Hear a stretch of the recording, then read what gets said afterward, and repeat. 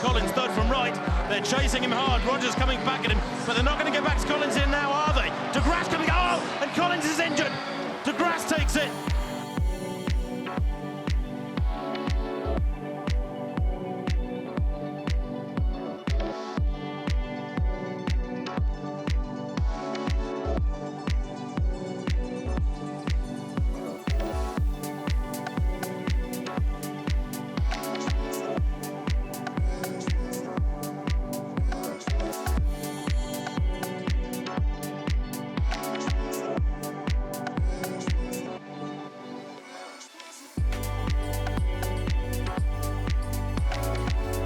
Andre de Grasse, the World Championship bronze medalist at 100 metres.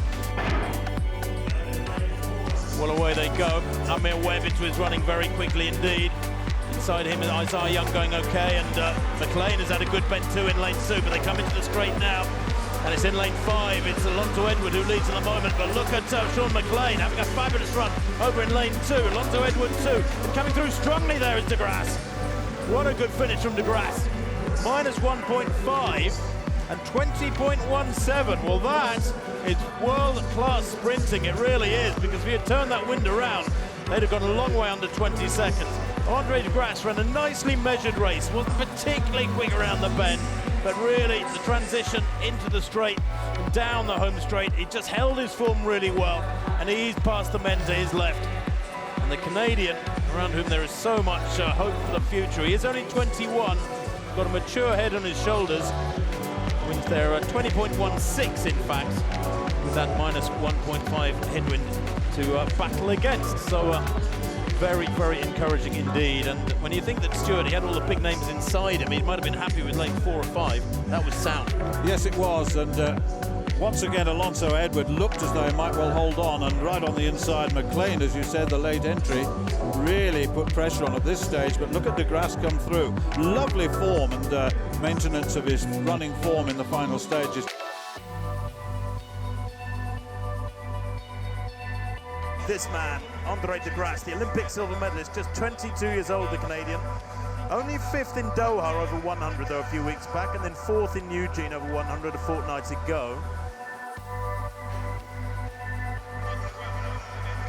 A very even start there initially, certainly going well in 4 is Aaron Brown, beginning to close up, and Christophe Lemaitre, who's struggled on the bend there a little bit. De Grasse leading at the moment, although brilliant in lane 3 is Amir Webb, although he's getting past now, and then de Grasse changes gear and moves away. He's probably the smallest of all of them, but look at that winning margin.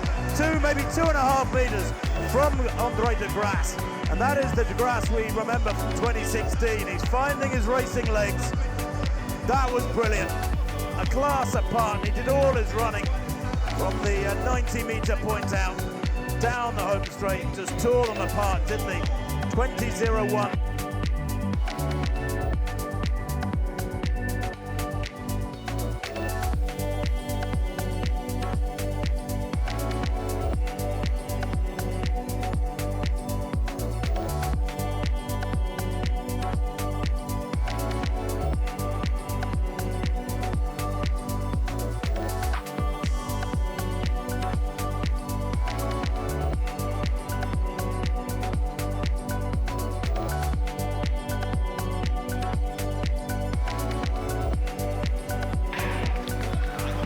Sijuja gets a pretty good start. Jamili got left in the blocks a little bit, and Vico going well, so is Maite right over on this near side, but it's going to be close. De Grasse coming right through the middle. De Grasse comes through as Vico pulls up. De Grasse wins it. 10.02. Well, I said it's hard to run quick here in Oslo. I don't know why, but it always seems to be difficult to produce really fast times. They did have a slight following breeze, and that was a tough race for all of them. It looked like anybody had a chance at 50 metres. Jimmy Vico pulled up with 20 to go. Uja definitely got out well and has been rewarded with 2nd place. And they were all pretty much in a line, weren't they? Maite at one point was in the lead, and he finished 3rd. But it's a win for the Canadian. 10.01. He would have loved to have gone sub 10 here today. Wasn't quite to be.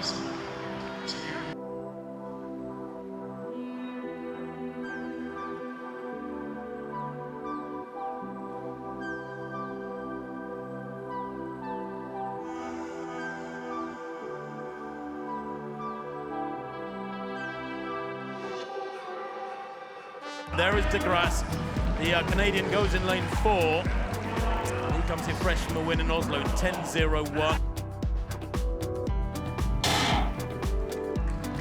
Well, away they go, keeps very low, de Grasse leading at the moment marginally. Good running too from Perez in lane 2, but de Grasse is dragging, might say, with him, although he eases away over the second half to win it by 1.5 meters or 2 meters. And look at the time, 9.70, the wind plus 4.8, a monstrous gale behind them. Well, it would have been a new world lead. That flashed up on the screen, but that's, of course, doesn't bounce off sufficiently. The fact that the wind was pretty much a hurricane behind the little Canadian hurricane at Andre de Grasse. 9.69! What a shame that the wind was so strong. I mean, +2, Steve, I think we'd just still have seen him go an awfully long way under 10 seconds. But it is, I guess, a bit of fun to be able to say you've moved your legs that quickly, although the wind makes it academic. It does. It actually really picked up just as they went into the set position. You felt a strong gust of wind. And, you know, he finished strongly, mighted, held him pretty much to 80 meters. And then he carried on strong to the finish. And yeah, it's difficult. I mean, normally, you know, for a meter per second, almost a tenth, you'd take off. So yeah, probably close to 10-second run if it was a legal wind. Maybe a 9.9 something. He'll be happy with that, though. You know, he's in decent form. He doesn't need to be flying just yet. Winning races is important. He won the other night. He's won again here. Andre de Grasse, the 200-meter champion in Tokyo, took the bronze medal in the 100. He's back in fabulous form, the Canadian, still only 26. Mike Norman to left of picture. And de Grasse going well in the white, but so is Fred Curley. Fred Curley and de Grasse coming through, and that 200-meter strength taking him across the line, and wins from Fred Curley. And on the far side, I think maybe Ronnie Baker it was who took third spot. And the time, 9.73 for de Grasse. Well, that is a huge new personal best. 9.89 in Tokyo was his lifetime best. Took the bronze, remember, in the 100 behind the Italian Lamont Marcel Jacobs, who has said he's not going to race again after Tokyo until next year. That was one of the biggest shocks of the track and field program at the Olympic Games in Tokyo. Fred Curley took second in Tokyo, de Grasse third, but fresh here, de Grasse wins the 100 meters, and what a time he churns out. A big new personal best.